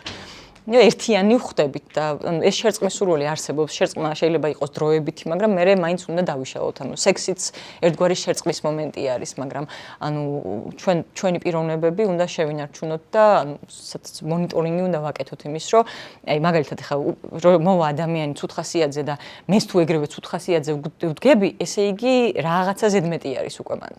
იმიტომ რომ კი, შეიძლება მე უთანაგრძნო და ანუ ჩემზეც გარკვეული ზემოქმედება მოახდინოს, მაგრამ თუ ეს მთლიანად მკეტავს, ამ შემთხვევაში ხო უკვე ზღვარი არის გასავლელი, ანუ დამოკიდებულება არ არის მიჯაჭვულობა. კი. აუ, ისეთ რამეა, აი კონფლიქტის დროს როცა ხდება განზოგადება, რომ აი რაღაცაზე მაგალითად გავაგერ, მე ესეთი ვარ, ანუ სიტუაცია ესეთი არ შეწყავს რა. აი მე ესეთი ვარ, არის თავდაცვა ერთგვარი. შემთხვევაში არაფერი არ შეიძლება, რა ესეთი საუბრის დროს, ანუ როგორ უნდა წაიყვანო კონფლიქტი ისე, რომ არ გადაგეკეთოს. ესეთ აი ეს არის ხო, აი ეს არის ალბათ ზუსტად იმ stonewalling-ის ნაწილი, რომელზეც ვსაუბრობდი, რომ კედელი ადამიანი აღარ ცდილობს არაფრის დათმობას. ანუ მე ესეთი ვარ, არის რაღაცა ისეთი, რაშიც ანუ ვეღარაფერს ვერ სვამ კითხვას ხო, რომ ანუ არ შემილია ესე იგი სხვანაირო ვიყო, მაგრამ ეს არის ტყუილი. ანუ ესეთი ვარ არ არსებობს, ანუ ტყუილი არის, მაგრამ ანუ შეიძლება იმ მომენტში ადამიანი არ ფიქრობდეს ესე, რომ ტყუილი არის. მაგრამ ანუ ესე გიოდება, ანუ იქ ცოტა ჯიბრის მომენტიც მოდის, რომ ანუ შენ ჩემს ხო, ანუ ჩემს იდენტობას რაღაცნაირად ეხები იმ მომენტში, თავს მესხმი და შესაბამისად მე ისეთი პასუხს გცემ, რომელსაც უკვე ვეღარაფერს ვერ გავუკეთებ, ესე ვთქვათ რა. მაგრამ ხო, ეს ტყუილია, იმიტომ რომ ყველა ადამიანს შეუძლია რომ დაფიქრდეს, რაღაცა გაიაზროს და ქცევის დონეზე მაინც შეცვალოს. ანუ შეიძლება ეს მექანიზმი. კი, ეგეც ჩვეულებრივი თავდაცვის მექანიზმია. სათანადო აი კონფლიქტის ან დაიწყებას ამ ესკალაციის მიაღწევს ყველაფერი, ხო? აი არის რაღაცა იდეალური დრო, რომ დავუშვათ შევარჩიოთ, რომ აი რაღაცა აი ამ როცა დავიწყოთ პრობლემატურ საკითხზე საუბარი, შედარებით უფრო ნაკლებად შეიძლება გავუშვათ და ხო, ან როგორ დავიწყოთ ამ ყველაფერზე საუბარი სწორად, რომ არ მოხდეს ამას რაღაცა ეს. კი ბატონო, რა თქმა უნდა, თუ არის ამის საშუალება და სივრცე, სასურველი არის ისეთი დრო შევარჩიოთ, როდესაც არის სიმშვიდე, როდესაც გვაქვს იმის სივრცე და დრო რომ დავждეთ და ვისაუბროთ და სწორი დაწყება ალბათ არის მეწინააღმდეგებით დაწყება. ანუ შენ რაღაცა გააკეთე კი არა, ანუ რაღაცა მოხდა, აღწერო სიტუაცია და მე ამ სიტუაციაში ესე ვიგრძენი თავი, მე ამას შემაწუხა, მე ეს რაღაცა დამაკლდა, ანუ მე ჩემ თავზე ვსაუბრობ და არა შენზე ამ შემთხვევაში და ეს არის რაც ცოტა ამ თავდაცვითობას მე ამცირებს. მაგრამ ხო, ნუ რთულია ხოლმე თუ მე ემოციურად უკვე აფორიაქებული ვარ და აი როგორც ვთქვი კონფლიქტის მომენტში უკვე რო ფლადინგის მეწყება, ხო, მაგ დროს, მაგრამ ხანდახან ზოგიერთ ადამიანს ის კონფლიქტი სჭირდება, იმიტომ რომ ეს ნებასთან ასოცირდება და ამითაც შეიძლება რომ გამოიკვებოს, მაგრამ ცოტა შორეულ პერსპექტივაში საბოლოო ჯამში ეს რა თქმა უნდა აზიანებს ურთიერთობას. ფორმაციისებისთვის რა რეკომენდაციები გაქვთ განსაკუთრებით ჩვენი მიჯაჭვობით და ტანჯულებისთვის? ანერცები მართლაც ისე არიან დახატული რაღაცა ჰეროიკულად ბოროტი საშიში ადამიანი და რეალურად ძალიან მოწყვლადები რას გვიწევენ ძალიან მოწყვლადები ვართ და რა რეკომენდაციები გაქვთ როგორ ვიმუშაოთ საკუთარ თავზე რა ურთიერთობაში შევედეთ შედარებით უფრო გაჯანსაღებული? იცი რა პირველ რიგში ალბათ იმის განსაზღვრა, ანუ თუ ეს შფოთვითი მიჯაჭვულობა არის, ხო? ბავშვობაზე მუშაობა, საკუთარ ტრავმებზე მუშაობა, გაცნობიერებაში მოყვანა იმ ხო, რაც ყველაზე რთული პროცესია, რა თქმა უნდა, თვითრეფლექსიის გამომუშავება და თავდაცვის რეჟიმში არ წასვლაზე მუშაობა ალბათ ყველაზე მეტად, იმიტომ რომ ეს არის ნარცისებისთვის დამახასიათებელი, რომ როგორც კი რაღაცას ეტყვიან, ეს კრიტიკული წინადადება შეიძლება საერთოდ არ იყოს კრიტიკული, მაგრამ აი ოდნავ მაინც ელფერი თუ აქვს, რომ რაღაცა შენ ვერ გააკეთე კარგად, ეს ჩემს მთელს ეგოს ანგრევს, ხო? და აი აქ არის ალბათ ყველაზე დიდი სამუშაო ზონა, ესეთი კონკრეტული ნაბიჯების გადადგმა, რა შეიძლება იყოს, ვერ გეტყვი, მაგრამ თერაპიულ მუშაობაში, თქვათ, ეს თერაპევტთან შეიძლება იყოს secure attachment-ის დამყარების ერთ-ერთი გზა. ნახე, თერაპიული ურთიერთობა ითვლება, რომ არის ყველაზე დიდი პრედიქტორი იმის, რამდენად იქნება წარმატებული თერაპია. ანუ ეს შეიძლება არ იყოს ტექნიკები, ეს შეიძლება არ იყოს თერაპევტის ცოდნა, არამედ როგორ ურთიერთობას ვაყალიბებთ მე და კლიენტი. ანუ იქ თუ არის გახსნილობა, იქ თუ არის ღიაობა, ნელ-ნელა ხდება ეს ობიექტთან ურთიერთობის თეორიის მიხედვით, სადღაც რაღაც მომენტში თერაპევტი ანაცვლებს პირველად საფრთხიან ობიექტს უსაფრთხოდ. ნუ ამას წლები სჭირდება მუშაობის, რა თქმა უნდა, მაგრამ ხო, ნუ ყველა კვლევა ამას გვაჩვენებს, რომ ეს არის ყველაზე მნიშვნელოვანი ნაწილი თერაპიის ზოგადად, რომ იქ გაჩნდეს ისეთი ბონდი, არა მიჯაჭვულობა ძალიან ძლიერი, რომ მე თერაპევტის გარეშე არ შემიძლია, არამედ ის რომ მე ხედავს ადამიანი ისეთად მიღებს როგორიც ვარ და შეუძლია ჩემი გაგება, არ მაკრიტიკებს, არ განსჯის. შესაბამისად, ალბათ მან ყველაზე ისეთი რაც შეიძლება გააკეთო არის თერაპიული მუშაობა. და უსაფრთხო და საფრთხე შემცველი ობიექტის რას გულისხმობთ არ ბავშვობაში რამის? ხო, თუ ჩემთვის პირველადი ობიექტი არის, ესე ვთქვათ, საფრთხის შემცველი, ხო? მე უკვე ამ ობიექტის ინტერნალიზირებას ვახდენ, შინაგან საყრდენად ვიღებ, ესე ვთქვათ და როდესაც არ არის ის სტაბილური, ჩემშიც არასტაბილურობა იგრძნობა. მაგრამ თერაპიის პირობებში ნელ-ნელა ამ ობიექტის უფრო გამყარება ხდება. ან თქვენ თვითმფრით რომ ნარცის ჯანსაღი ურთიერთობა შეუძლია? ყველაფერს საპირისპიროზე მეტყოლებს ხოლმე მე სხვა ინფორმაციები მაქვს. სტატისტიკა ცოტა ბოროტია, მაგრამ იქიდან გამომდინარე, რომ ადამიანი ბევრად უფრო მეტი არის და ბევრად უფრო ღრმა არის, ვიდრე მისი ნებისმიერი თითო პიროვნული თვისება ან რაღაც იდენტობა, ხო, რა მე მჯერა, რომ შესაძლებელი არის თუ ადამიანი ამას მოინდომებს. სურვილიდან ყველაფერი. რა თქმა უნდა. შეიძლება ჩემი რაღაცა, ანუ მე შეიძლება ძალიან კარგად ვისწავლო ჩემი ამ ნარცისული ნაწილების გამოყენება. ჩემს სასიკეთოდ, ოღონდ არასხვის დამაზიანებლად. ხო, არჩევანი გავაკეთო, რომ ვიყო, ესე ვთქვათ, უფრო კეთილი და სხვაზე მზრუნველი. საკუთარ თავი არ უყვართ, რაცა პირიქით უგონია, რომ ნარცისები თავიანთ ხო, ესე ითვლება ზოგადად, რომ ხო, საკუთარ თავს ვერ ხედავენ, ანუ ნახე, საკუთარ თავთან კავშირი გაქვთ გაწყვეტილი. კი ბატონო, კი, იმიტომ რომ მე ჩემ თავს რო რაღაცა კარგი ვუთხრა, ეს არ მყოფნის, მარტო გარემოდან ან ნახე შეიძლება დროებით მეყოს და აი გარემოდან შემოსული ვალიდაცია არაფერზე არ შენდება, ანუ ჩემი ფუნდამენტი იმდენად ცარიელი არის, რომ ყველაფერი იკარგება და ამიტომ ჭირდება მუდმივად ეს შეხსენება. შესაბამისად, ხო. რა არის, რო დაფიქრე, ეგ მარტო ნაცის არ ჭირდება. არა, სხვებთან. კი ბატონო. თავის და ძალიან ბევრი ადამიანს ჯერ ნაპოვნიც არ აქვს და არც მიღებული და ხო. ნახე, აი ძალიან ისეთი განმასხვავებელი რაც არის ალბათ, რომ ნარცისმა შეიძლება სხვის ხარჯზე აიმაღლოს თვით შეფასება, ანუ სხვისი დამცირების, სხვაზე ამაღლების, ხო. იმას შეიძლება ქონდეს ეს პრობლემა, მაგრამ რაღაცა სხვა გზა გამონახოს, მაგრამ ამ შემთხვევაში კი. წება ნახსენეთ, რომ წყვილები ძალიან გვიან მიდიან თერაპიაზე, სწორი დრო როდის სამში. სწორი დრო ალბათ არის უკვე თუ შეატყვეს, რომ რაღაცა შეირყა. ან საერთოდ მანამდეც სანამ რაღაცა შეირყება, უბრალოდ აი უნდათ რომ თავისი ურთიერთობა, ნახე, პრობლემის გამოსწორებით კი არ დაიწყონ. არამედ ანუ ოკეი, ვაკეთებთ რაღაცებს, ჩვენი მოგვგრძნობ ერთმანეთთან თავს, მაგრამ აი გვინდა უფრო მეტი ხელსაწყო, ეს კავშირი უფრო დიდხანს შევინარჩუნოთ. რომ ჩვენს ეკოლოგიაზე ვიზრუნოთ და რაღაცები გავაუმჯობესოთ. ალბათ, აი მანდ არის ყველაზე იდეალური და უფრო უკეთესი, როდესაც კონფლიქტი რაღაც ახალი დაწყებული არის, ან ჯერ ჩხუბები ესეთი ძალიან ხშირი და ესეთი მწვავე არ არის, სადაც უკვე ზიზღი შემოდის. ხო, ანუ ძალიან ხშირად მოდიან ხოლმე, რომ აი ჩვენ გაშორება გადავწყვიტეთ და აი მოდი თერაპიასაც ვსდი რა და აი მაგრად უკვე ძალიან რთულია ხოლმე რაღაცის შეცვლა. ძირითადად თანაცხოვრების რამდენი წლის შემდეგ ხდება ხოლმე რომ ნახეთ, არსებობს გარკვეული პერიოდულობით რაღაცა კრიზისები, არსებობს 3 წლის კრიზისი, 7 წლის კრიზისი, მერე 10-ის, 15-ის, მაგრამ წყვილები მყოლია, რომელიც ჯერ შეყვარებულები არიან, წყვილები მყოლია, რომელიც 20 წელია ურთიერთობაში არიან, რომელიც 6 თვეა დაქორწინებულები არიან, ვერ იტყვი ეს. ძალიან განსხვავებული არის ყოველთვის. და კრიზისი აუცილებლად დგება წყვილის ურთიერთობაში.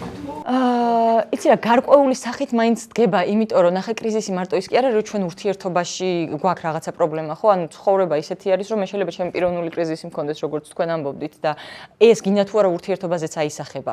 შესაბამისად, ანუ ხო, დრო მიდის, რაღაცეები იცვლება გარემოში და შესაბამისად მე ჩემში რო შეიცვლება რაღაცა, მე უკვე წყვილის დინამიკაშიც რაღაცა ცვლილება შედის და რამდენად ამ ცვლილებასთან მე შემილი ადაპტაცია, ხო? ანუ კი, შეიძლება რაღაც მომენტში დაძაბულობა იყოს, მაგრამ საბოლოო ჯამში მივიდეთ იქამდე, რომ გავხსნათ ეს დაძაბულობა და რაღაცეები დაალაგდეს.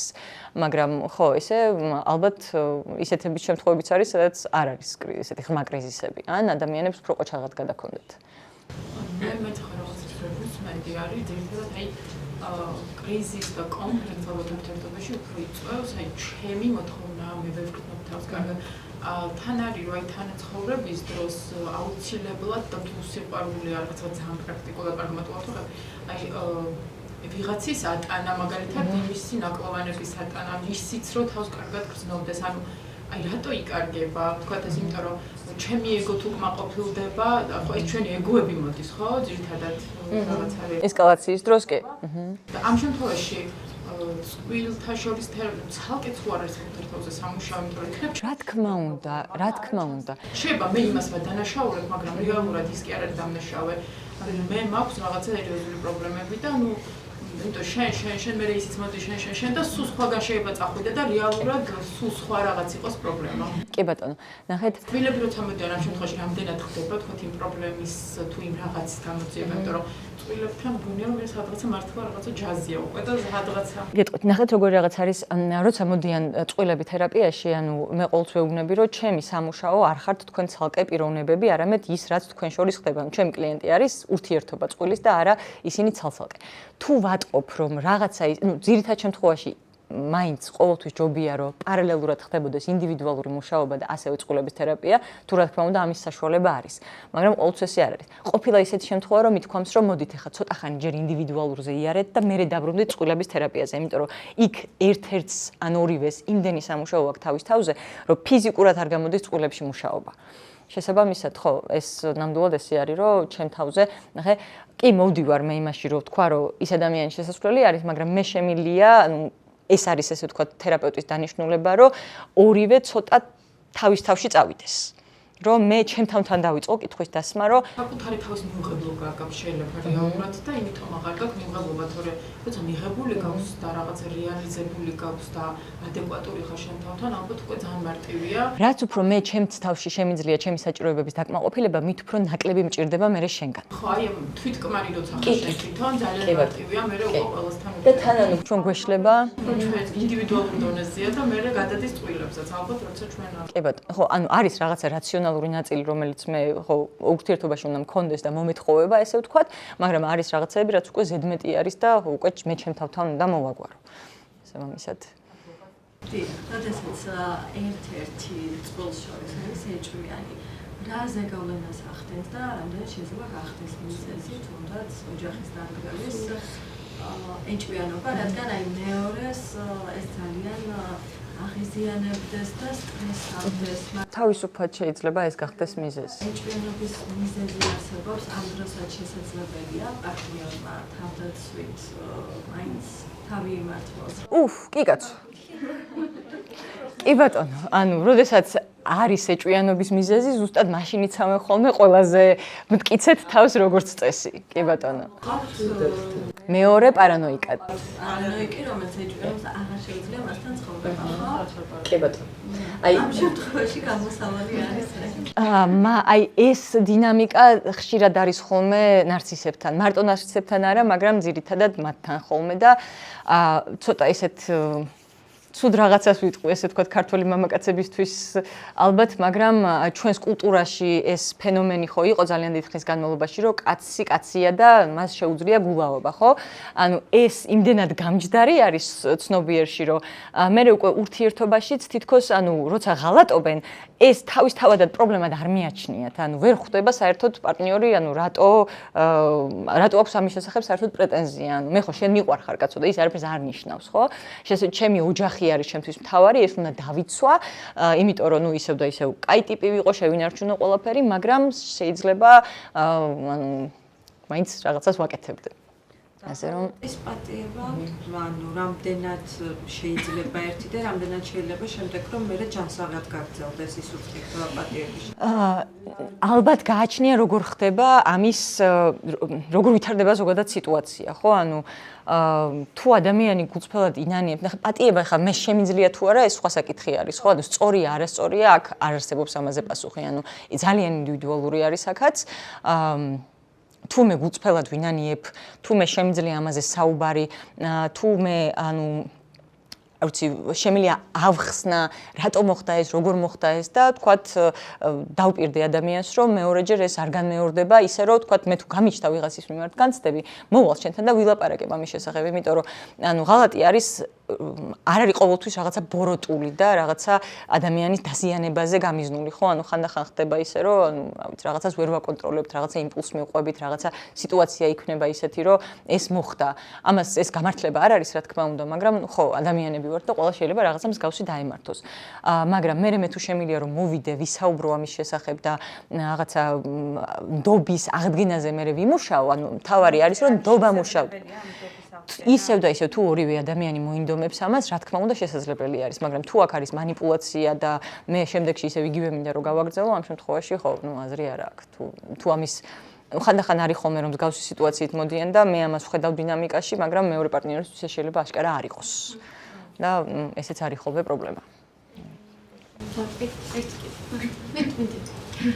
თუ შეიძლება ის კითხვა გამიშდა არჩევანის გაკეთების პრობლემა როცა დგას წყვილებში ან ერთ-ერთი მხარეს, აი მაგალითად საწყისი ეტაპი რაღაც სამთვიანი აპრაცების რაღაც ესეთი ეტაპი, რაც წეღანაც ახსენეთ, მერე იშლებიან, თავთავისად ინტეგრირდებიან, რა თქმა უნდა, მერე ისე უნდა შეერწყან, ხო, ერთმანეთს. აი როცა თქვათ უკვე დაიშანენ ან ამ სამთვიანი ეტაპს რაღაც ბოლო რაღაც აპრაცების ეტაპს და გიჭირს არჩევანის გაკეთება, არის კი ეს ის ადამიანი, რომელთანაც შემდეგი სამი თვე და შემდეგი წლები მინდა გავატარო. აი ამ შემთხვევაში რა რეკომენდაციები შეიძლება არსებობდეს და საკმაოდ ხშირია ესეთ შემთხვევები ვფიქრობ, რომ ვერ ყალიბდები საბოლოო ჯამში გინდა თუ რა ამ ადამიანთან, ხო? არის თუ ეს შენი საუკეთესო არჩევანი, ასე ვთქვათ. შეიძლება ორივე მხრიდან იყოს. ოკეი, ნახე, ისევ და ისევ გააჩნია ეს ხდება, ვთქვათ, ყველა ურთიერთობის ეტაპზე, ვთქვათ, სამი თვის ფაზის გასვლის მერე თუ ეს ხდება რაღაცა კონკრეტულ ადამიანთან შემოვიდა ჩემში ეჭვები, ხო? ჯობნის არ დაილევა ვიძახიან. ანუ ჩვენ თუ იმ პრიზმით შევხედავთ ადამიანს, რომ აი ეს ახლა ამ ჩემს კრიტერიუმებში რამდენად ჯდება და აკმაყოფილებს და ამის მიხედვით ვაკეთებთ არჩევანს, ხო? ალბათ იქ რაღაცა მოგვატყუებს, იმიტომ რომ შეიძლება კრიტერიუმებში ჯდებოდეს, ყველაფერი კარგად იყოს, მაგრამ აი განცდა არ მოდიოდეს ადამიანთან ისეთი, რომ მე მაკმაყოფილებდეს, როგორც წეღან ვამბობდით, ხო? რომ ანუ ემოციურად როგორ გითხრათ აი სისავსის განცდა, როდესაც გვაქვს, როდესაც მე შემილია ამოვიცნო, რომ ეხლა როდესაც გადაწყვეტილების რეჟიმში ვარ, საბოტაჟს ხო არ ვუკეთებ, რეალურად კარგად ვარ, მაგრამ რაღაცა ეჭვების შემომაქვს, ვეძებ მიზეზებს, რომ არ შევიდე ამ ურთიერთობაში, ხო? იმიტომ რომ ცოტა უფრო მერე უფრო კარგად ჩანს, ანუ ეს როცა ამოიწურება ეს აღტაცება და მე მიჯაჭულობაში გადავდივარ და ამ მიჯაჭულობაში ალბათ მაინც ყველაზე მნიშვნელოვანი არის უსაფრთხოების განცდა. იმიტომ რომ ანუ სხვა ყველაფერი არის ცვალებადი და უსაფრთხოება არის ყველაზე, არა, უსაფრთხოებაც ცვალებადი არის, მაგრამ ანუ იმ კუთხით რომ ეს არის უმნიშვნელოვანესი და ბაზისი ჩემი ურთიერთობის. თუ მე უსაფრთხოება არ მაქვს, ხო, არა, ტოქსიკური წყვილებიც არსებობს, რომელსაც უნდა რომ ტოქსიკურები იყოს, რომლებიც იკვებებიან ამ ტოქსიკურობით. და მუდმივად ბომბს კი, იმიტომ რომ მათთვისაც ეს აი ფილმები გვინახავს ალბათ ესეთ წყვილებზე, ხო, რომლებიცაც თავგადასავალია ურთიერთობა და სულ რაღაცა ექშენში არიან და ეს მოსწონთ კიდევაც და ეს ოკეია თუ ორივე ადამიანი ამაზე თანხდება, ეგეც ოკეი არის რა თქმა უნდა, მაგრამ ხო, უმეტესად გვჭირდება რაღაცა უსაფრთხო ბაზა და ხება რომ ჩნდება, მანდ ჩნდება არჩევანი, იცი, ეს შეიძლება დავასკვნა. როდესაც ამაზე არჩევანს. შეიძლება ესეც ირქვას ალბათ გარკვეულწილად, ხო? ანუ როდესაც ამოიწურა ეს იდეალიზაცია, მე უკვე ჩამოვედი და მე უკვე რეალურად ვხედავ ადამიანს, არა იმ იდეალიზაციის ჭრილით, როგორიც თავიდან იყო, არამედ მის ნაკლოვანებებსაც ვხედავ და თუ მაგ განცდა რომ მე ამ ნაკლოვანებებთან ერთად შემიძლია თანაცხოვრება და მასაც შეუძლია ჩემს ამ ნაკლოვანებებთან თანაცხოვრება, ხო? ამ შემთხვევაში კი. ნახე, ანუ ურთიერთობა როგორც შეიძლება იყოს რაღაცა რეტრაუმატიზაციის ადგილი, ასევე შეიძლება იყოს ჰილინგის ადგილი. ზუსტად რასაც ვამბობდი, რომ თუ მე უპირობო სიყვარულის განცდა სადღაცა მაინც მაქვს, რომ ადამიანმა დაინახა ჩემი ნეგატიური ნაწილი, მაინც დარჩა ჩემთან, მაინც აირჩია, რომ ჩემთან იყოს, ხო? ეს იმ ნდობას და უსაფრთხოებას მე კიდევ უფრო მეტად ამყარებს. ანუ განკურნებისკენ მივდივარ. კი ბატონო. მე გითხავთ, აი თქვენ ახსენეთ, ფუძრატავის აუდიტორიაში გაჟღერდა love bombing-ი. აი რა ხდება, როდესაც აი თავიდან ანუ სავარაუდო პარტნიორი თუ რა როგორც იქნება, იჩენს ძალიან დიდ ყურადღებას აი ეს love bombing-ში გამყოფებს და შემდეგ აი შენ მხრიდანაც რო უკვე ნელ-ნელა რაღაც იწყება გამოვლინება, აი მე უკვე უკან იხევს და ეს ხდება ძალიან მალევე და აი ამ ყველაფერს აბრალებს იმას, რომ აი არ შეუძლია, ანუ თავიდან რაღაც არ ყვევ იმას, რომ შემჭირდება სერიოზული სტაბილური ურთიერთობა, ისის თანახმა ამ ყველაფერზე, მაინც არ ჩერდება, ავრენს ამ ყველაფერს, ამ love bombing-ს და შემდეგ მაინც აი რაღაც მოკლე პერიოდში ქრება და ამბობს იმას, რომ აი მე მენტალურად არ შემიძლია და სუსტი ვარ და ნუ ხო ალბათ манипуляტორი ეგეც შეიძლება იყოს манипуляტორული ქცევა. ნახე, ანუ იმ კუთხით, რომ ეს ასე იწყება და მე შენგანაც თუ მიდის იგივე პროცესი, შეიძლება იყოს აღქმული, რომ მე ჩემსაც მივახციე, უკვე მივიღე, რაც მინდოდა და ამიტომ ხა შემიძლია ფეხზე გადავიდო და აღარ ვიწვალო, ესე ვთქვათ, იმიტომ რომ ხო, ანუ ჩემს გონებაში ჩემი მიზანი უკვე მიღწეულია. შეიძლება იყოს манипуляტორული, მაგრამ შეიძლება მართალიც იყოს, მაგრამ ეს თუ ვთქვათ, ადამიანი ცუდად არის და მუშაობს თავის თავზე და რაღაცებს მერე ცდილობს, ეს უკვე სხვა რაღაცას ნიშნავს, მაგრამ თუ მე უბრალოდ არ შემიძლია და დამანებით თავი არის და მე ქრონიკულად დაუკმაყოფილებელი ვრჩები, ამ შემთხვევაში უკვე სხვა საკითხია, რა თქმა უნდა. ერთი კითხვით შეიძლება ტოქსიკური ურთიერთობიდან გამოსვლა რამდენად არის შესაძლებელი და აი როდესაც ბავშვიც არის პატარებაში, ამ შემთხვევაში როგორ დავიცვათ ბავშვი ან ტოქსიკური გარემოსგან და წყლის ტოქსიკურობისგან. და რამდენად მოგვარებადია და რით შეიძლება დავიწყოთ მაგალითად აი ესეთი ურთიერთობის მოგვარება. ოკეი, ტოქსიკური ურთიერთობიდან გამოსვლა არის ის, რომ პირველ რიგში მე სახელი დავარქვა და ამოვიცნო. პირველ რიგში ყოველთვის რთული არის ხოლმე ყველაზე მეტად აღიარება. აღიარება არის პირველი ნაბიჯი, ისევე როგორც დამოკიდებულებებთან, აქაც ტოქსიკურ ურთიერთობაზე ჩვენ ხვდებით დამოკიდებული ეს როლერკოსტერი, ეს საქანელებს, რასაც ვეძახით, სუფთა ბიოლოგიურად რა ხდება, რომ მე ხან ადრენალინი გამომეყოფა, ხან კორტიზოლი.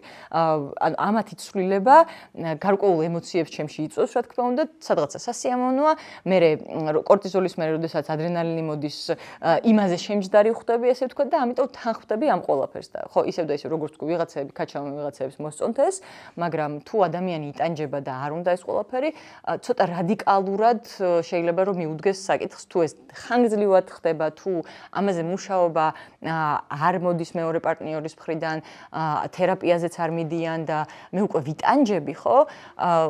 და მივიღო ის გადაწყვეტილება, რომ მე მივდივარ, რომ მე გამიჭირდება და ძალიან ბევრი მომიწევს, რომ შემთავზე ვიმუშაო. ბავშვებთან მიმართებაში რაც ხდება ძალიან რთულია მან საკითხი, ანუ თუ შეუძლია მეორე ადამიანს იმის გააზრება, რომ ბავშვი არ უნდა იყოს ინსტრუმენტი და რომ ჩვენს შორის რაც ხდება ბავშვს არ ეხება და მოდი ბავშვს მანიპულაცია არ დავიწყოთ, ხო?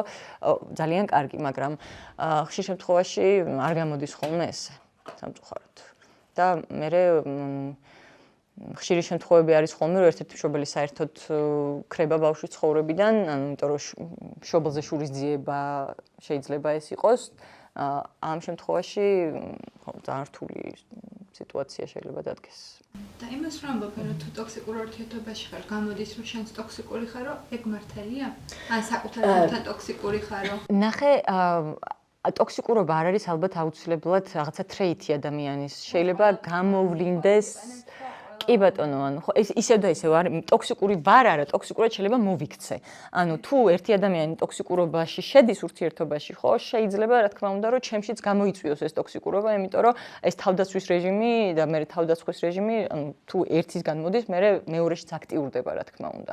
და შეიძლება ეს ადამიანები სხვა პარტნიორებთან ორივე ცალსაკე ფანტასტიკურები იყვნენ, მაგრამ ერთმანეთში რაღაცა ისეც ატრიგერებდნენ, რაც ხო ძალიან ისეთი არის.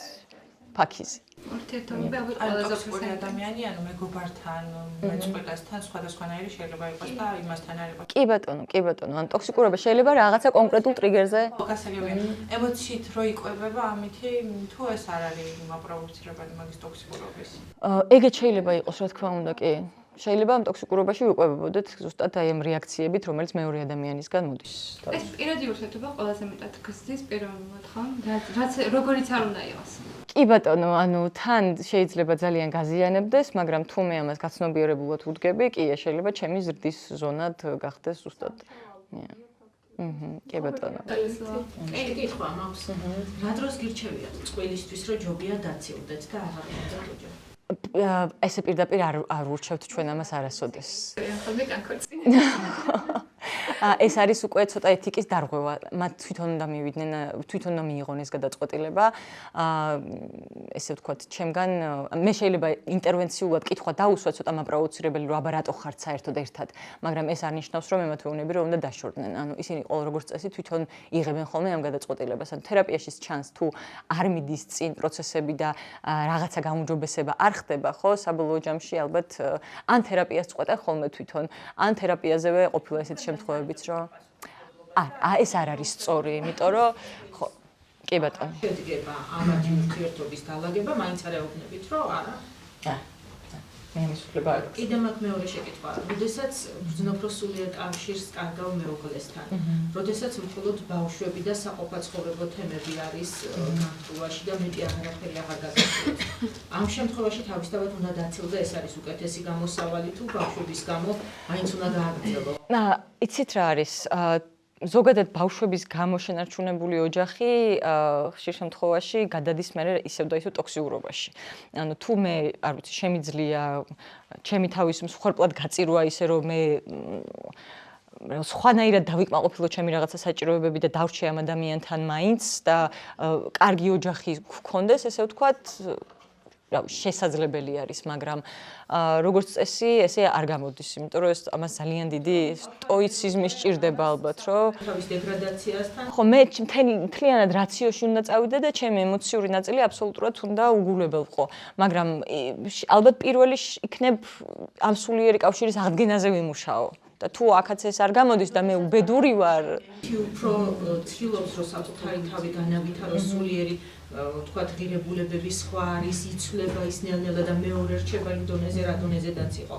ასეთ შემთხვევაში უკვე ისევ და ისევ თუ ჩემთვის მნიშვნელოვანი არის რომ ისიც ჩემს დონეზე იყოს და არ არის და მე ამ განსხვავებას ესე ვთქვათ ვერ ვიტევ, მაშინ ხო ალბათ ეგრე ჯობია. ანუ ასე ცალსახად ვერ ვიტყვით, მაგრამ ხო ანუ მე ვიღებ ამ გადაწყვეტილებას, მე ჩემ თავზე თუ უზრუნავ ამით, ხო შეიძლება. თუ სხვანაირად არ გამოდის რაღაცეები, ოკეი.